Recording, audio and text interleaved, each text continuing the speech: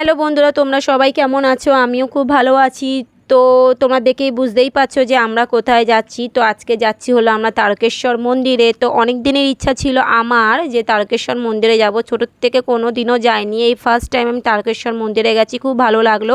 তো ওখানে গিয়ে প্রথমে আমরা জুতো টুতো খুলে নিয়ে, এখানে দুধ পুকুর ছিল, সেখানে হাত পা ধুয়ে আমরা আমাদের মতন ডালা নিয়ে বেরিয়ে যাই ঠাকুরের মন্দিরের জন্যে, মানে মন্দিরে পুজো দেওয়ার জন্যে।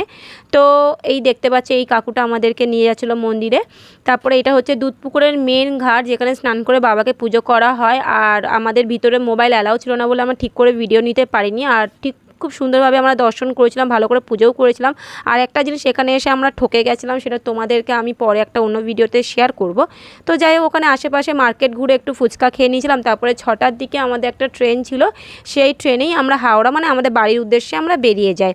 আর খালি ট্রেনে এইভাবে বসবো না তো হতেই পারে না। চলো আবার আসবো নেক্সট ব্লগে, টাটা।